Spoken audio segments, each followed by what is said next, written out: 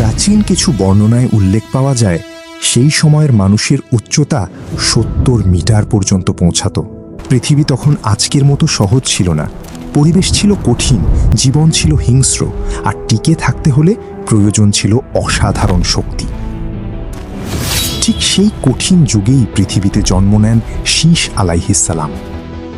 তাকে শুধু একজন পথপ্রদর্শক হিসেবেই নয়, কিছু বর্ণনায় এমন একজন মানুষ হিসেবেও তুলে ধরা হয় যিনি ধাতু নিয়ে কাজ করতেন। তিনি কাঁচা উপাদানকে ব্যবহারযোগ্য রূপ দিতেন এবং মানব জাতির নিরাপত্তার জন্য প্রথম দিকের প্রতিরক্ষা অস্ত্র তৈরি করেছিলেন বলে উল্লেখ পাওয়া যায়। কিছু বর্ণনায় তাকে আলকেমি ধরনের জ্ঞানে পারদর্শীও বলা হয়েছে, কারণ তার সামনে ছিল কাবিলের বংশধরেরা, একটি সমাজ যেখানে নিয়ম ভেঙে পড়ছিল। মানুষ ধীরে ধীরে জিনা, প্রবৃত্তি আর বিনোদনের মধ্যে ডুবে যাচ্ছিল। তবে তার সবচেয়ে বড় শক্তি কোনো অস্ত্র ছিল না। তার আসল শক্তি ছিল ঐশী জ্ঞান, লাদুনি ইলম, যা তিনি পেয়েছিলেন আদম আলাইহিস সালাম থেকে। বলা হয় শীস আলাইহিস সালাম এমন এক অন্তর্দৃষ্টির অধিকারী ছিলেন যার মাধ্যমে তিনি অদৃশ্য বিষয়ের ইঙ্গিত অনুভব করতে পারতেন, সময় পরিবর্তনের লক্ষণ বুঝতে পারতেন। কিছু বর্ণনায় এমনও উল্লেখ আছে যে তিনি ফেরেশতাদের সাথে যোগাযোগের অভিজ্ঞতা লাভ করেছিলেন। সবচেয়ে গুরুত্বপূর্ণ বিষয় হল নবীদের ধারাবাহিকতায় যে নূর প্রবাহিত হয়েছে, সেই নূরের একটি ধারা তার মধ্য দিয়েই অতিক্রম করেছে। ইসলামী ঐতিহ্যের কিছু বর্ণনায় বলা হয় সেই নূর পরবর্তীতে পৌঁছায় মুহাম্মদ সাল্লাল্লাহু আলাইহি ওয়াসাল্লামের কাছে। এই কারণেই অনেকেই তার সময়কে মানব ইতিহাসে বিশেষ জ্ঞানের সূচনাকাল হিসেবে দেখেন। তার নাম শুধু ইসলামী ইতিহাসেই নয়, বিভিন্ন সভ্যতার বর্ণনাতেও পাওয়া যায়। কেউ তাকে নবী হিসেবে স্মরণ করেছে, আবার কেউ একজন মহান জ্ঞানী মানুষ হিসেবে। আর আপনি এখন যে গল্পটি শুনছেন, এটি সেই দীর্ঘ ইতিহাসেরই একটি অংশ। আপনি দেখছেন ইসলামের নির্দেশনা। আমরা আমাদের নবী সিরিজ চালিয়ে যাচ্ছি। এই ইতিহাস ভিত্তিক যাত্রা মিস করতে না চাইলে চ্যানেলটি সাবস্ক্রাইব করুন, ভিডিওটি লাইক করুন এবং কমেন্টে জানান আপনি কোথা থেকে দেখছেন। আর যদি আপনি প্রস্তুত থাকেন তাহলে চলুন শুরু করি। এক মুহূর্তের জন্য সব কিছু সরিয়ে রাখুন। যে সব ইতিহাস আপনি জানেন, যে সব বই পড়েছেন, যে সব সময় রেখা মনে রেখেছেন, এবং নিজেকে একটি প্রশ্ন করুন। মানবতার একেবারে শুরুতে পৃথিবী যখন এখনো গঠনের ভেতর দিয়ে যাচ্ছিল, তখন মানুষ কেমন ছিল? তারা কি আমাদের মতো ছিল? উত্তর, পুরোপুরি না। প্রাচীন বর্ণনাগুলোতে সেই সময়ের মানুষদের দৈত্যাকৃতির বলে উল্লেখ করা হয়েছে। শক্তিতে, গঠনে এবং সহনশীলতায় তারা ছিল আমাদের চেয়ে অনেক এগিয়ে। লেবাননের উত্তরে বেকা ভ্যালি অঞ্চলে একটি ছোট গ্রাম রয়েছে, নাম নবী শীস। নামের অর্থ নবী শীস আলাইহিস সালামের স্থান। সেখানে একটি কবর রয়েছে যা শত শত বছর ধরে মানুষ দেখতে যায়। কিন্তু এটি কোনো সাধারণ কবর নয়। এই কবরের দৈর্ঘ্য প্রায় 60 থেকে 70 মিটার বলে দাবি করা হয়। আজকের দিনে যেখানে একটি কবর প্রায় 2 মিটার হয়, সেখানে এটি প্রায় 35 গুণ বড়। স্বাভাবিকভাবেই মানুষ প্রশ্ন করেছে, এত বড় কবর কার হতে পারে? লোককথা ও পুরাণে প্রায় একই উত্তর পাওয়া যায়, দৈত্যদের। তবে ঐতিহাসিকভাবে এর সত্যতা নিয়ে ভিন্ন মত রয়েছে। বিষয়টি এখনও গবেষণার জায়গায় রয়ে গেছে, আর হয়তো সত্যি আমাদের কল্পনার থেকেও বেশি বিস্ময়কর। মানব ইতিহাসের শুরুর সময়গুলিতে পৃথিবীর পরিবেশ আজকের তুলনায় অনেক ভিন্ন ছিল। বায়ুমণ্ডল ছিল আলাদা, চৌম্বক ক্ষেত্র ছিল শক্তিশালী, আর প্রকৃতির ভারসাম্য ছিল অন্যরকম। কিছু তত্ত্বে বলা হয় সে সময় মানুষের শারীরিক গঠনও ছিল অধিক শক্তিশালী। তাদের জেনেটিক গঠন আজকের মতো দুর্বল হয়ে পড়েনি। জেনেটিক পুল ছিল অনেক বেশি সতেজ, ফলে মানবদেহ তখন যেন তার পূর্ণ ক্ষমতায় কাজ করত, যা তাদের শক্তি, সহনশীলতা এবং শারীরিক সক্ষমতা বাড়িয়ে দিত। বিশেষ করে পাহাড়ি অঞ্চলে বসবাসকারী মানুষরা আরও শক্তিশালী হয়ে উঠত, কারণ তাদের জীবন ছিল কঠিন পরিবেশের মধ্যে। পাথুরে জমি, বন্য প্রাণী, রুক্ষ আবহাওয়া আর প্রতিদিনের শারীরিক সংগ্রাম সবকিছু মিলে তাদের শরীরকে কঠোর করে তুলত। শুধু শরীর নয়, এই পরিবেশ তাদের মানসিক দৃঢ়তাও বাড়িয়ে দিত। বর্ণনায় পাওয়া যায় কাবিলের বংশধরদের তুলনায় শীস আলাইহিস সালামের পাহাড়ি অনুসারীদের শারীরিক পার্থক্য স্পষ্ট ছিল। পাহাড়ি পরিবেশ মানুষকে শারীরিক এবং মানসিকভাবে কঠোর করে তুলেছিল। তাদের দেহ ছিল শক্তিশালী, সহনশীল এবং দীর্ঘকায়। পাহাড় মানুষকে নরম করে না, বরং আরও কঠিন করে তোলে। কিন্তু সময়ের সাথে সাথে পরিবেশ পরিবর্তিত হলো, প্রজন্ম বদলালো। ধীরে ধীরে মানুষের উচ্চতা কমতে শুরু করলো, আয়ুষ্কাল কমে গেল, শক্তিও কমে গেল। আজকের মানুষ সেই প্রাচীন শক্তিশালী প্রজন্মের তুলনায় অনেক দুর্বল। সেই দৈত্যাকার মানুষের যুগ আজ আর নেই, কিন্তু তার কিছু চিহ্ন ইতিহাসে রয়ে গেছে। আর তাদের উচ্চতার মতোই সেই যুগের মানুষের আয়ুষ্কালও ছিল অনেক দীর্ঘ। কিছু বর্ণনায় বলা হয় শীশ আলাইহিস সালাম প্রায় 912 বছর বেঁচেছিলেন। কিছু সূত্রে এই সংখ্যা 950 বছর পর্যন্ত উল্লেখ করা হয়। আজ একজন মানুষ 100 বছর বাঁচলেই সেটি বিস্ময়কর মনে হয়, কিন্তু সেই সময় দীর্ঘ জীবন ছিল স্বাভাবিক বাস্তবতা। আদম আলাইহিস সালামের আয়ুষ্কালও প্রায় 1000 বছরের কাছাকাছি বলে বর্ণনায় পাওয়া যায়। তারা শত শত বছর ধরে পৃথিবীতে চলাফেরা করেছেন। দীর্ঘ জীবন তখন কোনো ব্যতিক্রম ছিল না, সেই যুগ ছিল রহস্যে ভরা। এর একটি উদাহরণ হলো আলকেমি, একটি ধারণা যা প্রাচীন জ্ঞান, পুরাণ এবং ইসলামী ঐতিহ্যের নানা বর্ণনায় ছড়িয়ে আছে। কিছু বর্ণনায় এই জ্ঞানের শিকড়কে শীশ আলাইহিস সালামের সময়ের সাথে যুক্ত করা হয়। তখন মানুষ প্রকৃতির ভেতরের নিয়ম বুঝতে শুরু করছিল। কিভাবে একটি উপাদান অন্যটিতে রূপান্তরিত হয়, কিভাবে পদার্থ একে অপরের সাথে কাজ করে। আর এখান থেকেই ধীরে ধীরে জ্ঞান ও বিজ্ঞানের এক নতুন অধ্যায়ের সূচনা হতে থাকে। শীশ আলাইহিস সালামকে এমন একজন হিসেবে বর্ণনায় পাওয়া যায় যিনি ধাতুর ভেতরের লুকানো নিয়মগুলো বুঝতে শুরু করেছিলেন।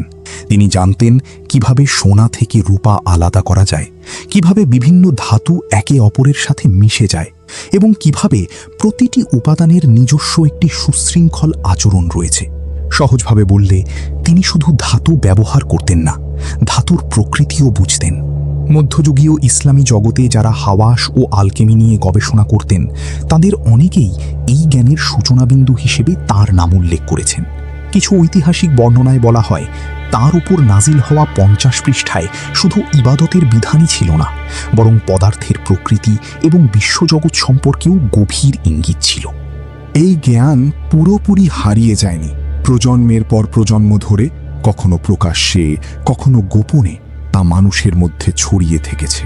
শত শত বছর পরে ইসলামী স্বর্ণযুগে জাবির ইবনু হাইয়ান যখন রসায়নকে একটি সুসংগঠিত বিজ্ঞানে রূপ দেন, তখনও তিনি জানতেন এই জ্ঞানের শিকড় অনেক গভীরে পৌঁছে আছে। কারণ প্রতিটি বিজ্ঞানেরই একটি শুরু থাকে। কিছু বর্ণনায় উল্লেখ পাওয়া যায় ধাতুকে আগুনে রূপান্তরের যে প্রাথমিক ধারণা, সেটির সূচনা হয়েছিল শীশ আলাইহিস সালামের সময় থেকেই। আর এখানেই প্রশ্ন উঠে আসে, এই জ্ঞান তিনি কোথা থেকে পেলেন? কিভাবে একজন মানুষ এত গভীর বিষয় বুঝতে পারলেন? এই প্রশ্নের উত্তর খুঁজতে হলে আপনাকে আরও পেছনে ফিরে যেতে হবে। শীশ আলাইহিস সালামের আগের সময়ে মানবজাতির যাত্রা শুরু হয়েছিল আদম আলাইহিস সালাম এবং হাওয়া আলাইহিস সালামের মাধ্যমে। তাদের সন্তানরা ধীরে ধীরে পৃথিবীতে ছড়িয়ে পড়তে থাকে। কিছু বর্ণনায় পাওয়া যায় হাওয়া আলাইহিস সালাম বহুবার গর্ভধারণ করেছিলেন এবং অধিকাংশ সময় যমজ সন্তান জন্ম নিত। কিন্তু এই ধারাবাহিকতার মাঝখানে এমন একটি ঘটনা ঘটে যা পুরো পরিবারকে ভেঙে দেয়। তাদের দুই পুত্র হাবিল এবং কাবিলের মধ্যে বিরোধ তৈরি হয়। হাবিল এবং কাবিল যমজ বোনদের সঙ্গে জন্ম নিয়েছিলেন। তারা বড় হওয়ার পর আল্লাহর নির্দেশ অনুযায়ী আদম আলাইহিস সালাম তাদের বিয়ের ব্যবস্থা করেন, হাবিলকে কাবিলের যমজ বোনের সঙ্গে আর কাবিলকে হাবিলের যমজ বোনের সঙ্গে। কিন্তু কাবিল এই সিদ্ধান্ত মেনে নিতে পারেনি। সে মনে করত তার নিজের যমজ বোনই বেশি সুন্দর এবং সে তাকেই চেয়েছিল। ঈর্ষা ধীরে ধীরে তার হৃদয়ে জায়গা করে নেয়। শুরুতে হয়তো সেটা ছোট একটি অনুভূতি ছিল, কিন্তু সময়ের সঙ্গে তা ভয়ঙ্কর রূপ নেয়। শেষ পর্যন্ত সেই ঈর্ষাই তাকে এমন পথে নিয়ে যায় যা আগে পৃথিবীতে কেউ দেখেনি। সে তার ভাই হাবিলকে নির্জন জায়গায় ডেকে নিয়ে হত্যা করে। এটিই ছিল পৃথিবীতে মানুষের হাতে প্রথম রক্তপাত। হাবিলের মৃত্যু শুধু একজন মানুষের মৃত্যু ছিল না, এটি ছিল মানব ইতিহাসের এক ভয়ঙ্কর সূচনা। এই ঘটনার পর আদম আলাইহিস সালাম এবং হাওয়া আলাইহিস সালাম গভীর শোকে ভেঙে পড়েন। বহু বছর ধরে তারা এই কষ্ট বহন করেন। একটি সন্তান হারানোর ব্যথা ভাষায় প্রকাশ করা কঠিন, আর এখানে সেই হারানো এসেছিল অন্যায়ের মাধ্যমে। ঠিক এই সময় যখন শোক তাদের ঘিরে রেখেছিল, তখন নতুন একটি ঘটনা ঘটে। হাওয়া আলাইহিস সালাম আবার গর্ভবতী হলেন, কিন্তু এবার সবকিছু ভিন্ন ছিল। আগে যমজ সন্তান জন্মাতো, অথচ এবার আল্লাহর ইচ্ছায় জন্ম নিল একক একটি পুত্র। অনেক বর্ণনায় এটিকে একটি বিশেষ নিদর্শন হিসেবে উল্লেখ করা হয়। যখন আদম আলাইহিস সালাম সেই নবজাতককে কোলে নিলেন, তখন তার হৃদয়ে এক অদ্ভুত প্রশান্তি অনুভূত হল। তিনি শিশুটির মুখের দিকে তাকিয়ে হাবিলকে স্মরণ করলেন, কিন্তু এবার সেই স্মৃতির সঙ্গে ছিল আশার অনুভূতি, যেন আল্লাহ তাকে জানিয়ে দিচ্ছেন হারানোর পরেও সবকিছু শেষ হয়ে যায় না। আল্লাহ তাকে সংবাদ দিলেন এই সন্তান হাবিলের স্থলাভিষিক্ত হবে, আর তখনই তার নাম রাখা হল শীষ। হিব্রু এবং আরবি ভাষায় এই নামের অর্থ আল্লাহর পক্ষ থেকে দান অথবা উপহার। গভীর শোকের মাঝেই আল্লাহ যেন একটি উপহার পাঠালেন, যেন তিনি বলছেন, আমি তোমার কষ্ট জানি। সে রাতেই হাওয়া আলাইহিস সালামের কপালে একটি আলো প্রকাশিত হয়। শিশুটির জন্মের পর সেই আলো তার কপাল থেকে সরে এসে নবজাতকের কপালে স্থান নেয়। ইসলামী ঐতিহ্যের কিছু বর্ণনায় বলা হয়, এই আলো ছিল নবীদের মধ্যে প্রবাহিত একটি নূর, একটি ধারাবাহিক আলো যা প্রজন্মের পর প্রজন্ম অতিক্রম করে শেষ পর্যন্ত পৌঁছায় মুহাম্মদ সাল্লাল্লাহু আলাইহি ওয়াসাল্লামের কাছে। এভাবেই শীষ আলাইহিস সালামের আগমন ঘটে, একটি সময়ে যখন শোক এখনও শেষ হয়নি, যখন একটি পরিবার ভেঙে পড়েছিল, আর ঠিক তখনই নতুন একটি আলো উদিত হয়। আদম আলাইহিস সালামের সন্তানরা প্রত্যেকেই ভিন্ন বৈশিষ্ট্য নিয়ে বড় হচ্ছিল। কেউ শক্তিতে এগিয়েছিল, কেউ জ্ঞানে, কেউ সাহসে।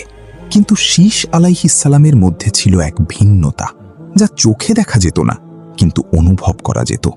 তার চেহারায় তার পিতার প্রতিচ্ছবি স্পষ্ট ছিল, যেন আয়নার দুই পাশে একই ছবি। কারণ আদম আলাইহিস সালাম জান্নাতে সৃষ্টি হয়েছিলেন, এবং সেই প্রথম সৃষ্টির কিছু চিহ্ন যেন আবার শীষের মধ্যেও প্রতিফলিত হয়েছিল। কিছু বর্ণনায় উল্লেখ পাওয়া যায়, আদম আলাইহিস সালামের মুখে দাড়ি ছিল না, কারণ তিনি জান্নাতে সৃষ্টি হয়েছিলেন, এবং কিছু ঐতিহাসিক বর্ণনায় জান্নাতে মুখের লোম না থাকার কথা বলা হয়েছে। এমনও উল্লেখ আছে যে পৃথিবীতে প্রথম দাড়ি গজানো ব্যক্তি ছিলেন শীষ আলাইহিস সালাম। কিন্তু তার বিশেষত্ব শুধু বাহ্যিক ছিল না, এটি ছিল চিন্তা, পরিপক্কতা এবং চরিত্রের এক ভিন্ন স্তর। তিনি ছিলেন পৃথিবীতে জন্ম নেওয়া প্রথম নবী, যিনি এই দুনিয়ার বাস্তবতা নিজের চোখে দেখেছেন। এই কারণেই তার চরিত্রে একটি ভারসাম্য দেখা যেত। দুনিয়ার ভেতরে থেকেও তিনি দুনিয়াকে অতিক্রম করার চেষ্টা করতেন। যখন অন্যরা বেশি কথা বলতো, তিনি শুনতেন। যখন মানুষ নিজের জন্য চাইত, তিনি ভাগ করে নিতে চাইতেন। যখন রাগ উঠত, তিনি শান্তির পথ খুঁজতেন। আর যখন বিভেদ তৈরি হতো, তিনি ন্যায়ের পাশে দাঁড়াতেন। সবচেয়ে গুরুত্বপূর্ণ, তার প্রতিটি সিজদা ছিল অনুভূতিপূর্ণ এবং সচেতন। আদম আলাইহিস সালাম এই গুণগুলো লক্ষ্য করেছিলেন। একদিন তিনি তাকে ডাকলেন, দীর্ঘ সময় তার দিকে তাকিয়ে রইলেন, তারপর বললেন, হে আমার পুত্র, এই দায়িত্ব এখন তোমার। আল্লাহ তোমাকে নবী হিসেবে নির্বাচন করেছেন। এই কথা শোনার পর শীষ আলাইহিস সালাম মাথা নিচু করলেন। তিনি শান্ত কণ্ঠে বললেন, এটা কেবল আমার রবের সাহায্যেই সম্ভব। এটি কোনো সাধারণ নির্বাচন ছিল না, কারণ সেই নূর তার সাথে জন্ম থেকেই ছিল। এভাবেই মানব ইতিহাসের দ্বিতীয় নবী নির্বাচিত হলেন, এবং পৃথিবীতে জন্ম নেওয়া প্রথম নবীও। এরপর আদম আলাইহিস সালাম তাকে রাতের বেলায় বিশেষ জ্ঞান এবং গোপন রহস্য শিক্ষা দিতে শুরু করেন। রাতের আকাশে তারা জ্বলত, আর পিতা পুত্র পাশাপাশি বসে থাকতেন। আদম আলাইহিস সালাম বলতেন, শীষ আলাইহিস সালাম ঘন্টার পর ঘন্টা শুনতেন। কখনো কখনো সেই আলোচনা ভোর পর্যন্ত চলত। এটি সাধারণ শিক্ষা ছিল না, এটি ছিল এমন এক ধারাবাহিক জ্ঞান যা কোনো বিদ্যালয়ে পুরোপুরি শেখানো সম্ভব নয়, এবং কোনো বইতেও সম্পূর্ণ ধারণ করা যায় না। কারণ আদম আলাইহিস সালাম যে বিষয়গুলো বলতেন, সেগুলো তিনি নিজে অভিজ্ঞতা করেছিলেন।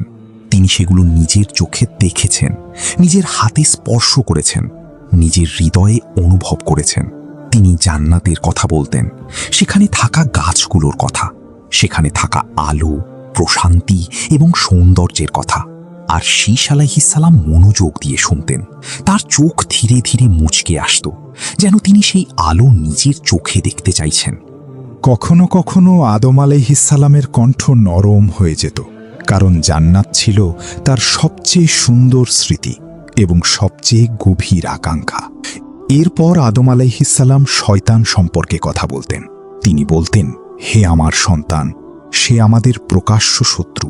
সে অহংকার করেছিল এবং আমার সামনে সিজদা করতে অস্বীকার করেছিল। তিনি শীশকে সতর্ক করলেন। সে প্রতিজ্ঞা করেছিল আমাদের জান্নাত থেকে বের করে দিতে, এবং সে তার প্রতিশ্রুতিতে অটল রয়েছে। তার কণ্ঠ চিনতে শিখো, তার পথ চিনতে শিখো, কারণ সে আক্রমণ করার আগে ফিস ফিস করে, আর সেই ফিসফিসানি অনেক সময় তরোয়ারের চেয়েও বেশি বিপজ্জনক। তিনি আরও বললেন, তোমার ভাই কাবিল তাকে অনুসরণ করেছিল, আর আমি আশঙ্কা করি আরও অনেকে তার পথ অনুসরণ করবে। সব সময় আল্লাহর কাছে আশ্রয় চাও, কারণ শুধু আল্লাহর সাহায্যেই তুমি শয়তান এবং নিজের নফসকে পরাস্ত করতে পারবে। শীশ আলাইহিসসালাম এই কথাগুলো গভীরভাবে হৃদয়ে ধারণ করেছিলেন। আদম আলাইহিসসালাম তাকে রাতের রহস্য সম্পর্কেও শিক্ষা দিয়েছিলেন। তিনি ব্যাখ্যা করতেন, সূর্য অস্ত যাওয়ার পর পৃথিবী কিভাবে অন্ধকারে ঢেকে যায়, আর সেই সময় আল্লাহর সৃষ্টি কিভাবে ভিন্নভাবে ইবাদত করে। তিনি বলতেন, রাতের নির্দিষ্ট মুহূর্তগুলোতে ফেরেশতারা পৃথিবীতে অবতীর্ণ হয়। আল্লাহর নির্দেশে তারা মানুষের মাঝে চলাফেরা করে। তারপর তিনি শীশকে বলতেন, হে আমার সন্তান, রাতকে শুধু ঘুমের সময় মনে করো না। রাত তোমার রবের জ্ঞান কি নীরবে প্রকাশ করে, কিন্তু শুধু তারাই তা শুনতে পায় যারা মনোযোগ দিয়ে শোনে। শীশ আলাইহিসসালাম শুধু ইবাদতই শেখেননি, তিনি শিখেছিলেন জ্যোতির্বিজ্ঞান, চিকিৎসাশাস্ত্র, গণিত, কৃষি এবং স্থাপত্যের জ্ঞানও। কিছু বর্ণনায় বলা হয়, আল্লাহ তাকে ভবিষ্যতে সংঘটিত হতে যাওয়া নূহ আলাইহিসসালামের মহাপ্লাবন সম্পর্কেও ইঙ্গিত দিয়েছিলেন। তার নাম শুধু ইসলামী ঐতিহ্যেই নয়, প্রাচীন গ্রিস, মিশর এবং বিভিন্ন গুপ্ত জ্ঞানের ধারাতেও পাওয়া যায়। সাবিয়ানদের কিছু বর্ণনায় তাকে সেতুল নামে উল্লেখ করা হয়েছে, এবং তারা তাকে তাদের অন্যতম শ্রেষ্ঠ নবী হিসাবে সম্মান করত। শীশ আলাইহিসসালামের মাধ্যমে মানবজীবন ধীরে ধীরে যাযাবর অবস্থা থেকে সংগঠিত সভ্যতার দিকে অগ্রসর হতে শুরু করে। আদম আলাইহিসসালাম তাকে শেখালেন মানুষের সঙ্গে কিভাবে কথা বলতে হয়, দুর্বলদের কিভাবে রক্ষা করতে হয়, এবং কিভাবে ন্যায়কে প্রতিষ্ঠিত রাখতে হয়। কারণ তিনি জানতেন একদিন তিনি আর পৃথিবীতে থাকবেন না, আর সেই দিন এলে তার শিক্ষা হয় টিকে থাকবে, নয়তো হারিয়ে যাবে। তখন সবকিছু নির্ভর করবে তার এই পুত্রের ওপর। পিতা পুত্রের সেই রাতের আলাপগুলো ছিল মানব ইতিহাসের সবচেয়ে নীরব এবং দীর্ঘ উত্তরাধিকার। কিন্তু অন্যদিকে অন্ধকারও ধীরে ধীরে শক্তিশালী হয়ে উঠছিল। দুষ্টতা ছড়িয়ে পড়ছিল, আর সময় এলে তা প্রকাশ পেতেই শুরু করবে। কাবিল, পৃথিবীর প্রথম খুনি, হাবিলকে হত্যা করার পর পালিয়ে গিয়েছিল। তার হাতে ছিল নিজের ভাইয়ের রক্ত। সে অনুশোচনা অনুভব করেছিল কিনা তা অজানা, কিন্তু সে সেখানে আর থাকতে পারেনি। সে আর কখনো আদম আলাইহিসসালামের চোখের দিকে তাকাতে পারত না, কারণ সেই চোখে সে হাবিলকে দেখত এবং নিজের অপরাধকেও। তাই সে দূরে চলে গেল, সমভূমি, উপত্যকা এবং উন্মুক্ত ভূমির দিকে, পাহাড় থেকে অনেক দূরে, যেখানে তার পিতার কণ্ঠ আর পৌঁছাবে না। আর সেখানেই সে বসবাস শুরু করল। সময়ের সঙ্গে সঙ্গে কাবিলের সন্তান জন্ম নিল, নাতি নাতনি হল। তারপর প্রজন্মের পর প্রজন্ম অতিক্রম হতে থাকল। কাবিলের বংশধরেরা সমভূমিতে দ্রুত ছড়িয়ে পড়ল, কিন্তু তাদের একটি গুরুত্বপূর্ণ শিক্ষা দেওয়া হয়নি। কাবিল তাদের আল্লাহ সম্পর্কে শেখায়নি, তাদের হিসাবের দিনের কথা শেখায়নি, আর হাবিলের ঘটনাও তাদের সামনে তুলে ধরেনি। ফলে ধীরে ধীরে একটি নতুন সমাজ গড়ে উঠতে শুরু করল, যেখানে মানুষ অতীতের সতর্কবার্তা ভুলে যেতে শুরু করেছিল। কাবিল শুধু ক্ষমতা দখল করাই শিখেছিল, আর সেটাই সে তার বংশধরদের শিখিয়েছিল। অন্যদিকে পাহাড়ে গড়ে উঠেছিল সম্পূর্ণ ভিন্ন একটি সম্প্রদায়।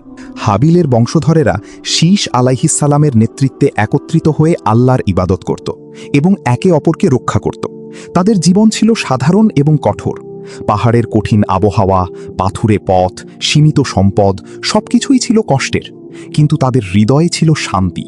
তাদের সকাল শুরু হতো আল্লাহর নামে, আর রাত শেষ হতো কৃতজ্ঞতার মাধ্যমে। আদম আলাইহিসসালাম এই দুই সম্প্রদায়ের পার্থক্য স্পষ্টভাবে দেখেছিলেন, তাই তিনি বহু আগেই একটি কঠিন সিদ্ধান্ত নিয়েছিলেন।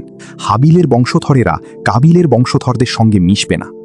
এই সিদ্ধান্তের পেছনে ছিল গভীর প্রজ্ঞা, কারণ কাবিলের বংশধরেরা ধীরে ধীরে আল্লাহকে ভুলে যাচ্ছিল, আর তাদের সঙ্গে মিশে যাওয়া মানে ছিল সেই ভুলে যাওয়ার দিকে এগিয়ে যাওয়া।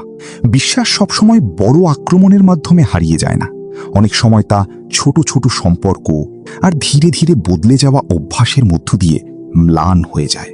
মানুষ বুঝতেও পারে না কখন আলো কমতে শুরু করেছে। দুটি সম্প্রদায় তখন শুধু শারীরিকভাবে আলাদা ছিল না, তারা আধ্যাত্মিকভাবেও দুই ভিন্ন জগতে বাস করছিল।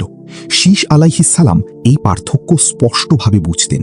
তিনি জানতেন তাদের ঈমান এবং জীবন ব্যবস্থাকে রক্ষা করতে হবে। পাহাড়ের মানুষরা সাধারণ কিন্তু বিশুদ্ধ জীবনযাপন করত। তারা ইবাদতকে গুরুত্ব দিত এবং নিজেদের বিশ্বাস আঁকড়ে রাখত। কখনো কখনো দূর থেকে তারা সমভূমির ধন সম্পদ, বিনোদন আর সুযোগ সুবিধা দেখত, কিন্তু তারপর ফিরে আসত, কারণ তাদের নবী তাদের শিখিয়েছিলেন প্রতিটি আলো সত্যের প্রমাণ নয়। কিন্তু এই নিয়ম আর কতদিন টিকবে? প্রজন্ম বদলাচ্ছিল, নতুন মানুষ পৃথিবীতে আসছিল, আর তাদের মনে প্রশ্ন জন্ম নিচ্ছিল, আমরা কেন মেলামেশা করতে পারি না? তারা কি আমাদের আত্মীয় নয়? এই প্রশ্নগুলোই ছিল ফিতনার প্রথম বীজ।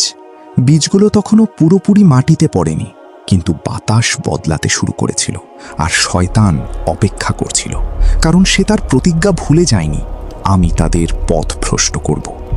সময়ের সাথে সাথে আদম আলাইহিসসালাম বৃদ্ধ হয়ে পড়লেন। বছরের পর বছর তাকে দুর্বল করে দিয়েছিল, কিন্তু তার হৃদয় তখনও সজীব ছিল, এবং সেই হৃদয় অনুভব করছিল একটি মুহূর্ত খুব কাছে চলে এসেছে। একদিন আদম আলাইহিসসালাম তার সন্তানদের ডাকলেন। তার কণ্ঠ ছিল শান্ত, কিন্তু কথাগুলো ছিল ভারী। তিনি বললেন, আমি আমার রবের সঙ্গে সাক্ষাতের খুব কাছে চলে এসেছি। সেই মুহূর্তে যেন পৃথিবী নীরব হয়ে গেল, কিন্তু তার হৃদয়ের গভীরে আরেকটি আকাঙ্ক্ষা ছিল। তিনি আবার জান্নাতে ফিরতে চেয়েছিলেন, আল্লাহর নৈকট্যে ফিরে যেতে চেয়েছিলেন। একদিন তিনি বললেন, আমি জান্নাতের ফল থেকে কিছু খেতে চাই। এটি শুধু একটি ইচ্ছা ছিল না, এটি ছিল এমন এক হৃদয়ের আকুলতা যে তার প্রকৃত ঘরে ফিরে যেতে চাচ্ছিল। তার সন্তানরা সেই ফল খুঁজতে বের হলো, কিন্তু পথের মাঝে তারা এমন কিছু সত্তার সাক্ষাৎ পেল যারা মানুষ ছিল না, তারা ছিল ফেরেশতা। তাদের হাতে ছিল কাফন আর জান্নাতের সুগন্ধ। তারা সন্তানদের বলল, ফিরে যাও, তোমাদের পিতার সময় পূর্ণ হয়েছে। যখন তারা ফিরে এলো, সবকিছু বদলে গিয়েছিল। হাওয়া আলাইহিসসালাম সেই মুহূর্তের ভার অনুভব করেছিলেন, আর আদম আলাইহিসসালাম বললেন, আমাকে আমার রবের সঙ্গে একা থাকতে দাও। তারপর সেই মুহূর্ত এলো। পৃথিবী প্রথমবারের মতো এক নবীকে বিদায় দিল। আদম আলাইহিসসালামের আত্মা তার দেহ থেকে তুলে নেওয়া হলো। এরপর পৃথিবীতে প্রথম জানাজার আয়োজন করা হলো। ফেরেশতারা আদম আলাইহিসসালামকে গোসল দিলেন, কাফন পরালেন এবং দাফন করলেন, আর শীশ আলাইহিসসালাম সবকিছু নীরবে দেখলেন। এটি শুধু একটি বিদায় ছিল না, এটি ছিল মানব জাতির জন্য মৃত্যুর মুখোমুখি হওয়ার প্রথম শিক্ষা। এরপর সবচেয়ে গুরুত্বপূর্ণ মুহূর্ত এলো। ফেরেশতারা তার দিকে তাকালেন এবং তাকে সামনে এগিয়ে আসতে বললেন। তখন শীশ আলাইহিসসালাম নিজেই তার পিতার জানাজার নামাজ পড়ালেন। এটিও ছিল নবুয়তের একটি স্পষ্ট নিদর্শন, কারণ এখন দায়িত্ব তাঁর উপর এসে পড়েছে। আদম আলাইহিসসালামের বিদায়ের পর পৃথিবী যেন প্রথমবারের মতো একাকী হয়ে গেল। মানুষ আর কোনো নবীর পাশে দাঁড়িয়ে সরাসরি ওয়াহির অভিজ্ঞতা পাচ্ছিল না। দেখার সেই চোখ চলে গিয়েছিল, শোনার সেই কান নীরব হয়ে গিয়েছিল। এখন সত্য শুধু বর্ণনার মাধ্যমে টিকে থাকবে, আর এটি ছিল বিপজ্জনক। কারণ কথাগুলো যখন একজন থেকে আর একজনের কাছে যায়, তখন সেগুলো বদলে যেতে শুরু করে। কিছু কমে যায়, কিছু বাড়ে, আর সময়ের সঙ্গে সত্য বিকৃত হওয়ার ঝুঁকি তৈরি হয়। কিন্তু আল্লাহ মানবতাকে পথপ্রদর্শক ছাড়া ছেড়ে দেননি। তিনি শীশ আলাইহিসসালামকে প্রদান করলেন 50 পৃষ্ঠা। এই 50 পৃষ্ঠা ছিল না সাধারণ কোনো জ্ঞান, এটি ছিল মানব ইতিহাসের প্রথম লিখিত ওয়াহি। এখন সত্য শুধু মুখে মুখে নয়, লিখিতভাবেও সংরক্ষিত হবে। এই পৃষ্ঠাগুলোর মধ্যে শুধু ইবাদতের বিধান ছিল না, ছিল পুরো জীবন ব্যবস্থা। কিভাবে সমাজ পরিচালিত হবে, কিভাবে ন্যায় প্রতিষ্ঠা করতে হবে, কিভাবে মানুষের মতভেদ সমাধান করতে হবে, সবকিছুর দিক নির্দেশনা সেখানে ছিল। এটি ছিল অত্যন্ত গুরুত্বপূর্ণ, কারণ মানবজাতি প্রথমবারের মতো একটি সুশৃঙ্খল ব্যবস্থার দিকে এগিয়ে যাচ্ছিল। আর শীশ আলাইহিস সালাম শুধু এই পৃষ্ঠাগুলো পড়েননি, তিনি সেগুলো নিজের জীবনে বাস্তবায়ন করেছিলেন। যখন তিনি কথা বলতেন, মানুষ শুধু শুনত না, তারা বুঝত। তার কথা মানুষের হৃদয়ে পৌঁছে যেত। কিন্তু দূরে উপত্যকার দিকে অন্য কিছু বেড়ে উঠছিল। যেভাবে জ্ঞান লেখা হচ্ছিল, ঠিক সেভাবেই পাপও ধীরে ধীরে শেকড় গাড়ছিল। আর খুব শীঘ্রই এই দুই জগৎ একে অপরের মুখোমুখি হতে চলেছিল। তখন শয়তান তার প্রথম বড় পরিকল্পনা শুরু করল। সে একজন মানুষের রূপ ধারণ করল, একজন সুন্দর যুবক যাকে সহজেই বিশ্বাস করা যায়, যার মধ্যে সন্দেহ করার মতো কিছুই ছিল না। সে উপত্যকার মানুষের সঙ্গে মিশে গেল। একজন লোহাকারীর কাছে গিয়ে বলল, আমাকে আপনার শিষ্য হিসেবে গ্রহণ করুন। তারপর সে সেখানে কাজ শুরু করল। দিন কেটে গেল, অনেক দিন পার হয়ে গেল। কেউ তাকে সন্দেহ করেনি, কারণ সে ধৈর্যশীল ছিল। তারপর একদিন সে খুব ছোট কিন্তু গুরুত্বপূর্ণ একটি কাজ করল। লোহার সাহায্যে সে কিছু তৈরি করল। একটি নতুন শব্দ সৃষ্টি হলো, একটি অচেনা শব্দ যা পৃথিবীর মানুষ আগে কখনো শোনেনি। মানুষ থেমে গেল, ঘুরে তাকালো। তারপর ধীরে ধীরে সেই শব্দের দিকে এগিয়ে এলো। কৌতূহল তাদের টেনে আনছিল। এরপর সেই যুবক আরেকটি কাজ করল। সে একটি বাঁশি তৈরি করল। আর যখন সেটি বাজল, পৃথিবীতে প্রথমবারের মতো এক নতুন সুর বেজে উঠল। প্রথম বাঁশি, প্রথম রিদম, প্রথম সংগঠিত সুর। মানুষ বিস্মিত হয়ে গেল, কারণ এটি শুধু কানে শোনা যাচ্ছিল না, এটি হৃদয়েও প্রভাব ফেলছিল। প্রথমবারের মতো মানুষ নিজেদের ভুলে যেতে শুরু করল। এটাই ছিল শয়তানের পরিকল্পনা। একসাথে নয়, ধাপে ধাপে, যাতে মানুষ ধীরে ধীরে ইবাদত থেকে দূরে সরে যায়। আর সেই দিন মানবতা নতুন কিছু শিখেছিল, কিন্তু সেই জ্ঞান তাদের আল্লাহর দিকে নিয়ে যায়নি, বরং ধীরে ধীরে আল্লাহ থেকে দূরে সরিয়ে দিয়েছিল। পরে ইসলামী আলেমরা এই বিষয় নিয়ে দীর্ঘ আলোচনা করেছেন, কারণ মুহাম্মদ সাল্লাল্লাহু আলাইহি ওয়াসাল্লামের কিছু হাদিসে সঙ্গীত এবং জিনার বিষয় একসঙ্গে উল্লেখ করা হয়েছে। কিছু আলেম বলেছেন, এমন সঙ্গীত যা মানুষকে আখিরাত ভুলিয়ে না দেয় তা বৈধ হতে পারে। আবার অন্য কিছু আলেম সব ধরনের সঙ্গীতকে নিষিদ্ধ হিসেবে দেখেছেন। যদি আমরা সেই সময়টাতে ফিরে যাই, তাহলে বুঝতে পারি শুরুর দিকে এই শব্দগুলো ছিল শুধুই কৌতূহল। মানুষ একত্রিত হতো, শুনত, আর তাদের হৃদয়ে এক নতুন অনুভূতি জন্ম নিত। এটি ভয় ছিল না, শান্তিও ছিল না। এটি ছিল এমন এক অনুভূতি যা মানুষকে ভেতর থেকে অস্থির করে তুলছিল। শয়তান তখনও মানুষের রূপে বাদ্যযন্ত্র বাজিয়ে চলেছিল। মানুষ বারবার ফিরে আসতে শুরু করল, কারণ সেই শব্দ তাদের টানছিল। সময়ের সঙ্গে তারা শুধু শুনেই থেমে থাকল না, তারা নিজেদের শরীরও নড়াতে শুরু করল, রিদেমের সঙ্গে তাল মেলাতে শুরু করল। এমন কিছু যা পৃথিবীতে আগে কখনো দেখা যায়নি। তারপর একদিন তারা সিদ্ধান্ত নিল, আজ আমরা একত্রিত হব, আজ আমরা আনন্দ করব। এভাবেই প্রথম দলীয় বিনোদনের রাত শুরু হলো। মানুষ এলো, তারা শুনল, হাসল, উপভোগ করল, কিন্তু সেই মুহূর্তে কেউ বুঝতে পারেনি তাদের ভেতর থেকে কিছু ধীরে ধীরে কমে যাচ্ছে। ইবাদত পিছিয়ে যেতে শুরু করল, জিকির কমে গেল, আল্লাহকে স্মরণ করা কঠিন হয়ে উঠল, কারণ হৃদয়ে এখন নতুন কিছু জায়গা করে নিয়েছিল। এটি শুধু সঙ্গীত ছিল না, এটি ছিল স্মৃতি ধীরে ধীরে মুছে যাওয়ার একটি প্রক্রিয়া। আর শয়তান তাড়াহুড়া করছিল না, সে একদিনে মানুষকে পাপ শেখায়নি। প্রথমে শয়তান মানুষকে শুধু অভ্যস্ত করালো, তারপর সেটিকে স্বাভাবিক বানালো। এরপর এমন এক পর্যায়ে নিয়ে গেল যেখানে মানুষ মনে করতে শুরু করল এটি ছাড়া জীবন অসম্পূর্ণ। ধীরে ধীরে সেই শব্দগুলো তাদের জীবনের অংশ হয়ে গেল, কিন্তু কেউ খেয়াল করেনি এই শব্দগুলোই তাদের আল্লাহ থেকে দূরে সরিয়ে দিচ্ছে, এমনভাবে সরিয়ে দিচ্ছে যেখান থেকে ফিরে আসা সহজ নয়। পাহাড়ের মানুষরা মাঝে মাঝে দূর থেকে সেই শব্দ শুনত। রাতের নীরবতার মাঝে তারা থেমে যেত। বাতাস ভেদ করে আসা সেই ভিন্ন রিদম তাদের হৃদয়ে প্রশ্ন তুলত, এটা কি? শীশ আলাইহিসসালামের নির্ধারণ করা সীমারেখা তখনও অটুট ছিল, কিন্তু কৌতূহল অনেক সময় নিষেধের চেয়েও দ্রুত ছড়িয়ে পড়ে। কিছু যুবক একে অপরকে ফিসফিস করে বলতে শুরু করল, কি হবে যদি আমরা শুধু দেখে ফিরে আসি, আমরা শুধু দূর থেকে দেখব। ভাবনাটি ছোট মনে হলেও সেটিই ছিল দরজার প্রথম চাবি। একদিন কয়েকজন যুবক গোপনে পাহাড় থেকে নেমে এলো। কাউকে কিছু না বলে তারা উপত্যকার কিনারায় পৌঁছালো, আর প্রথমবারের মতো তারা সেই পৃথিবী দেখল। সেখানে সঙ্গীত ছিল, মানুষের ভিড় ছিল, আর এমন কিছু ছিল যা তারা আগে কখনো দেখেনি। মহিলারা সাজসজ্জা করছিল, নিজেদের আকর্ষণীয় করে তুলছিল। এটি ছিল মানব ইতিহাসে নতুন এক দৃশ্য। প্রথমবারের মতো মানব দেহকে আকর্ষণের মাধ্যম হিসাবে ব্যবহার করা হচ্ছিল। এটাই ছিল প্রথম তবারুজ, প্রথম প্রকাশ্য সাজসজ্জা।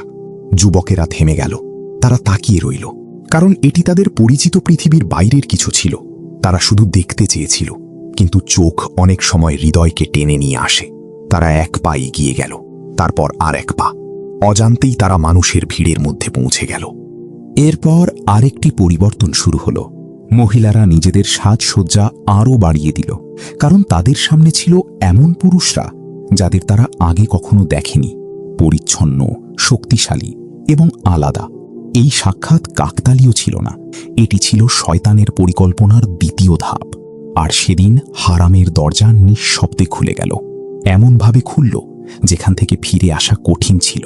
প্রথমে ছিল শুধু একটি দৃষ্টি, তারপর সেটি একটি পদক্ষেপের রূপ নিল।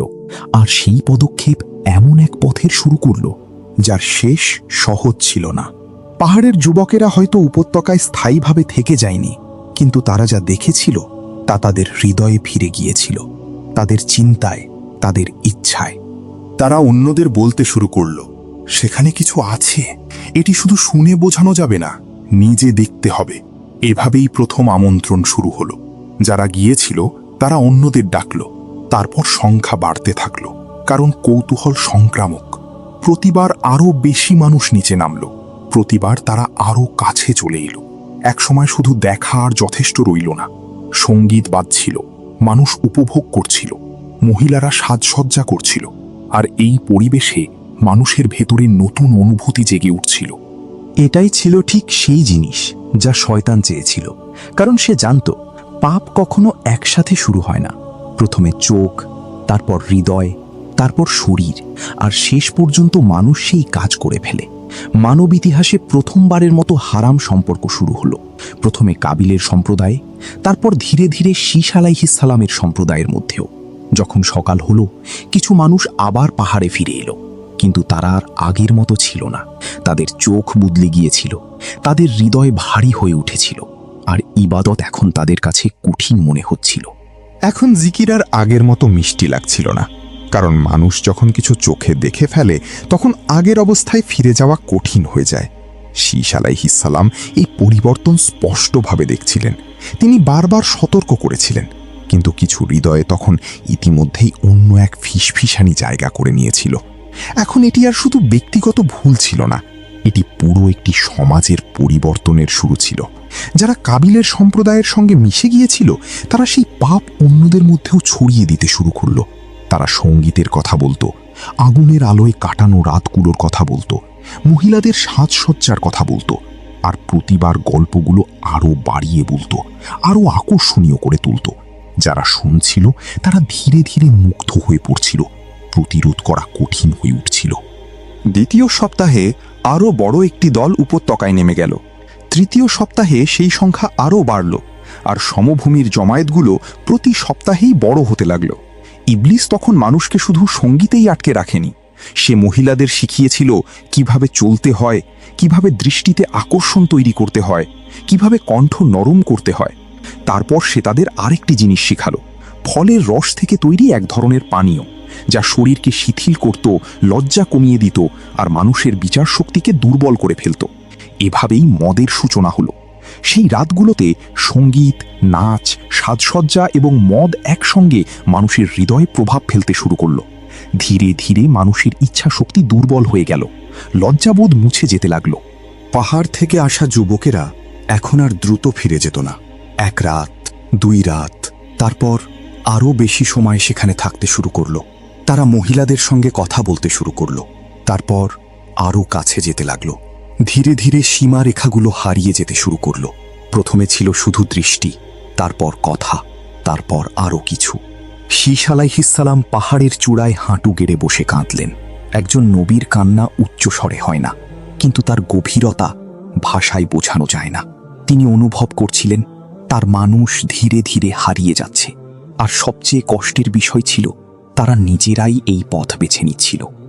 তিনি আল্লাহর কাছে দোয়া করলেন, হে আমার রব, আমার সম্প্রদায় শয়তানের ফাঁদে পড়ে গেছে, তাদের ক্ষমা করুন, আমাদের এই ফিতনা থেকে রক্ষা করুন। আল্লাহর রহমত সীমাহীন, কিন্তু মানুষকে তিনি স্বাধীন ইচ্ছাশক্তিও দিয়েছেন, আর একবার মানুষ সেই ইচ্ছাকে ভুল পথে ব্যবহার করলে ফিরে আসা কঠিন হয়ে যায়। কিছু মানুষ ফিরে এসেছিল, কিন্তু বেশিরভাগ আর ফিরতে পারেনি। এক সকালে পাহাড়ের পরিবেশ ভিন্ন লাগছিল, ভারী, চাপা, যেন প্রকৃতিও বুঝতে পারছিল কিছু একটা এগিয়ে আসছে। সমভূমি থেকে খবর আসছিল, কাবিলের বংশধরেরা দ্রুত বৃদ্ধি পাচ্ছে, তারা শক্তিশালী হয়ে উঠছে, আর সেই শক্তির সঙ্গে জন্ম নিচ্ছে নতুন এক জিনিস, অহংকার। এখন তারা শুধু নিজেদের সমাজকেই ধ্বংস করছিল না, তারা পাহাড়ের মানুষদের দিকেও রাগ নিয়ে তাকাতে শুরু করেছিল। কেন সেই রাগ? কারণ পাহাড়ের মানুষদের অস্তিত্বই যেন তাদের জন্য একটি আয়না হয়ে দাঁড়িয়েছিল। তাদের সরল জীবন, তাদের বিশুদ্ধ হৃদয়, আল্লাহর সঙ্গে তাদের সম্পর্ক, সবকিছুই কাবিলের বংশধরদের অস্বস্তি দিচ্ছিল। মানুষ যখন নিজের সামনে এমন কাউকে দেখে যে তাকে তার ভুলের কথা মনে করিয়ে দেয়, তখন সে প্রায়ই সেই আয়নাকেই ঘৃণা করতে শুরু করে। অবশেষে কাবিলের বংশধরেরা দল গঠন করল। তারা পাহাড়ের দিকে অগ্রসর হতে শুরু করল। তাদের হাতে ছিল অস্ত্র, পাথর, লাঠি আর ধারালো লোহার টুকরো। তাদের উদ্দেশ্য স্পষ্ট ছিল, তারা হয় পাহাড়ের মানুষদের নিজেদের সঙ্গে মিশিয়ে দিতে চেয়েছিল, অথবা সম্পূর্ণ ধ্বংস করে দিতে চেয়েছিল। যখন শীশ আলাইহিসসালাম এই সংবাদ পেলেন, তখন হয়তো তিনি বিস্মিত হননি, কারণ একজন নবী সবসময় পরিস্থিতির গভীরতা অনুভব করেন। তিনি সিদ্ধান্ত নিলেন, তিনি পালাবেন না, আত্মসমর্পণও করবেন না, তিনি তার সম্প্রদায়কে রক্ষা করবেন। কিছু বর্ণনায় বলা হয়, মানব ইতিহাসে তিনিই প্রথম নবী যিনি তলোয়ার ব্যবহার করেছিলেন। এটি ভাবলে এক অদ্ভুত অনুভূতি সৃষ্টি হয়, কারণ এর আগে নবুয়ত ছিল দাওয়াত, শিক্ষা আর ধৈর্যের মাধ্যমে পরিচালিত, শব্দের মাধ্যমে, উপদেশের মাধ্যমে। কিন্তু এখন শব্দ যথেষ্ট ছিল না, অন্য পক্ষ তখন আর শুনতে প্রস্তুত ছিল না। তাই শীশ আলাইহিসসালাম তলোয়ার উঠালেন এবং মানব ইতিহাসে প্রথম সশস্ত্র প্রতিরক্ষা শুরু হলো। এটি জমি দখলের যুদ্ধ ছিল না, এটি ছিল ঈমান রক্ষার যুদ্ধ, প্রজন্মের বিশুদ্ধতা রক্ষার যুদ্ধ, আল্লাহর আমানত রক্ষার যুদ্ধ। যুদ্ধের সময় তার মুখে ঘৃণা ছিল না, রাগও ছিল না, ছিল শুধু দৃঢ়তা, গভীর, শীতল, অদম্য দৃঢ়তা। আল্লাহর অনুমতিতে কাবিলের বংশধরদের আক্রমণ প্রতিহত করা হল। পাহাড় রক্ষা পেল, মানুষ রক্ষা পেল, আমানত রক্ষা পেল। কিন্তু এই বিজয় স্থায়ী শান্তি আনতে পারেনি, কারণ সমভূমিতে কাবিলের বংশধরেরা তখনও রয়ে গিয়েছিল, আর তারা আরও শক্তিশালী হয়ে উঠছিল। যুদ্ধ শেষ হওয়ার পর শীশ আলাইহিসসালাম আবার তার জনগণের কাছে ফিরে এলেন। তিনি আহতদের চিকিৎসা করলেন, ক্লান্তদের বিশ্রাম দিলেন, ভীত মানুষদের সান্ত্বনা দিলেন। কারণ একজন নবী শুধু যুদ্ধের সময় নেতা হন না, প্রকৃত নেতৃত্ব যুদ্ধের পর শুরু হয়। সেই রাতে পাহাড়ে আগুন জ্বালানো হয়েছিল, মানুষ একত্রিত হয়েছিল। আর শীশ আলাইহিসসালাম তাদের উদ্দেশ্যে বললেন, এই দিনটি ভুলে যেও না, আল্লাহ আমাদের রক্ষা করেছেন, কিন্তু আল্লাহর সাহায্য আসে মানুষের ইচ্ছা শক্তি এবং ঈমানের মাধ্যমেও। যতদিন আমরা এই আমানত রক্ষা করব, যতদিন আমরা সত্যের ওপর অটল থাকব, ততদিন আল্লাহ আমাদের সঙ্গে থাকবেন। সেই রাত পাহাড়ে নীরব ছিল, কিন্তু সেই নীরবতার মধ্যেই তিনি অনুভব করছিলেন তার সময় ধীরে ধীরে শেষের দিকে এগিয়ে যাচ্ছে। এখন সবচেয়ে গুরুত্বপূর্ণ দায়িত্ব ছিল এই আমানত পরবর্তী প্রজন্মের হাতে তুলে দেওয়া। 912 বছর, ভাবুন কত দীর্ঘ একটি জীবন। আজ একজন মানুষ সাধারণত 70, 80 কিংবা 100 বছর বাঁচে, কিন্তু শীশ আলাইহিসসালাম বেঁচেছিলেন তারও বহু গুণ বেশি সময়। তিনি প্রজন্মের পর প্রজন্ম দেখেছেন, নিজের সন্তানদের সন্তানদের সন্তানদের মানবতার পরিবর্তনকে নিজের চোখে প্রত্যক্ষ করেছেন। তিনি দেখেছেন মানুষ কিভাবে বেড়ে উঠেছে, কিভাবে পথভ্রষ্ট হয়েছে, আবার কিভাবে সত্যের দিকে ফিরে এসেছে। তার দীর্ঘ জীবনের প্রতিটি বছর একটি আমানতের জন্য ব্যয় হয়েছিল। তিনি শুধু বেঁচে থাকার জন্য বাঁচেননি, তিনি বেঁচেছিলেন সত্যকে পরবর্তী প্রজন্মের কাছে পৌঁছে দেওয়ার জন্য। কিন্তু এখন তার শরীর বদলে যেতে শুরু করেছিল। তার পিঠ বাঁকা হয়ে গিয়েছিল, কণ্ঠ আর আগের মতো দৃঢ় ছিল না, পদক্ষেপও ধীরে হয়ে এসেছিল। এক সকালে তিনি চোখ খুললেন আর হৃদয়ে একটি পরিচিত অনুভূতি টের পেলেন। তার সময় কাছে চলে এসেছে। আদম আলাইহিস সালামও একসময় একই অনুভূতি পেয়েছিলেন এবং সেই অনুভূতির কথাই তিনি তার পুত্রকে বলেছিলেন। এখন শীশ আলাইহিস সালামও সেটি চিনতে পারলেন। এটি শুধু মৃত্যুর অনুভূতি ছিল না, এটি ছিল তার রবের সঙ্গে সাক্ষাতের নীরব সংকেত। তিনি তার সন্তানদের ডাকলেন, কিন্তু সবার নয়, শুধু এনোশকে ডেকেছিলেন, ঠিক যেমন একদিন আদম আলাইহিসসালাম শুধু তাঁকেই ডেকেছিলেন। এইভাবেই আমানত প্রজন্ম থেকে প্রজন্মে অতিক্রম করছিল। নবুয়ত কখনো সাধারণ দায়িত্ব ছিল না, এটি ছিল নির্বাচিত হৃদয়ের ওপর অর্পিত এক দায়িত্ব। এনোশ তার পিতার পাশে বসেছিল, আর বৃদ্ধ নবীর চোখে তখনও সেই আলো জ্বলছিল। সেই আলো ম্লান হয়নি, 912 বছর ধরে তা টিকেছিল। শীশ আলাইহিসসালাম কোমল কণ্ঠে বললেন, হে আমার পুত্র, আদম আলাইহিসসালাম যা আমাকে দিয়েছেন, আজ আমি তা তোমাকে দিচ্ছি। এই পৃষ্ঠাগুলো রক্ষা করবে, এই শিক্ষাগুলো জীবিত রাখবে, আর কাবিলের বংশধরদের সঙ্গে এমনভাবে একত্রিত হবে না যা সত্যকে দুর্বল করে দেয়, কারণ সেই মিশ্রণ একদিন সত্যের সমাপ্তির কারণ হতে পারে। এনোশ কাঁদতে শুরু করল, কিন্তু শীশ আলাইহিস সালাম কাঁদলেন না, কারণ তিনি অনেক আগেই এই মুহূর্তকে মেনে নিয়েছিলেন। দীর্ঘ জীবন মানুষকে মৃত্যুর বাস্তবতা শেখায়, আর যে মৃত্যু বুঝতে শেখে সে তাকে ভয় না পেয়ে তার জন্য প্রস্তুত হয়। তারপর শীশ আলাইহিস সালাম আদম আলাইহিস সালামের কাছ থেকে পাওয়া সেই 50 পৃষ্ঠা এনোশের হাতে তুলে দিলেন, আর তার কানে ধীরে ধীরে বলে গেলেন সেই গভীর জ্ঞান যা শুধু নবীদের বুকেই সংরক্ষিত থাকে। বিশেষ নাম, গোপন সত্য, সৃষ্টি জগতের রহস্য। তারপর তিনি মানুষের দিকে ফিরে শেষবারের মতো বললেন, হে মানুষ, আমি এই পৃথিবী ছেড়ে যাচ্ছি, কিন্তু আমি যা রেখে যাচ্ছি তা রয়ে যাবে। আদম আলাইহিস সালাম যা আমাকে দিয়েছেন, আমি তা তোমাদের কাছে পৌঁছে দিয়েছি।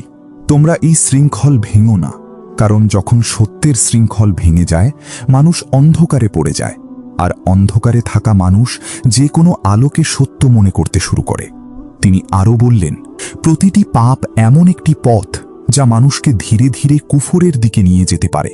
যখন তোমরা পাপ থেকে দূরে থাকো, তখন তোমরা নিজেদের ঈমানকে রক্ষা করো, আর যদি কখনো ভুল করে বসো তাহলে তাওবা করো। ইবাদত ও সৎকার মাধ্যমে নিজেদের সংশোধন করো। আল্লাহ ছাড়া কোনো উপাস্য নেই। এরপর শীশ আলাইহিস সালাম তার শেষ নিঃশ্বাস ত্যাগ করলেন। পাহাড় জুড়ে গভীর শোক নেমে এলো, কিন্তু সেই শোকের মাঝেও এক ধরনের শান্তি ছিল, কারণ তিনি চলে গেলেও তার রেখে যাওয়া আমানত তখনও জীবিত ছিল। বর্ণনা অনুযায়ী এনোশ তাকে দাফন করেছিলেন আবু কুবাইস পাহাড়ের পাদদেশে, তার পিতা মাতার পাশেই। তারপর একে একে পরবর্তী নবীরা আসতে থাকলেন। এনোশ, কিনান, মহালিল এবং ইয়ারেদ প্রত্যেকে তাদের পূর্বসূরির কাছ থেকে পাওয়া আমানত বহন করেছিলেন। সত্য বদলায়নি, শুধু কণ্ঠগুলো বদলেছে।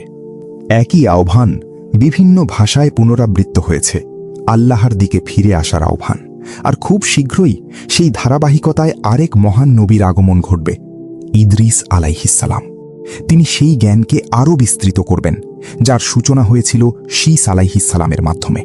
আকাশ ও সৃষ্টি জগৎ সম্পর্কিত জ্ঞানকে তিনি আরও গভীরভাবে মানুষের সামনে তুলে ধরবেন।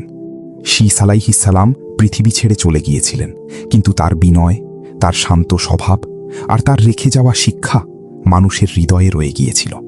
1000 বছর পেরিয়ে গেছে, পাহাড় বদলেছে, উপত্যকা বদলেছে, মানুষের ভাষা বদলেছে, তাদের পোশাক বদলেছে, শহর বদলেছে, কিন্তু একটি জিনিস বদলায়নি, ইবলিসের কৌশল আর মানুষের দুর্বলতা।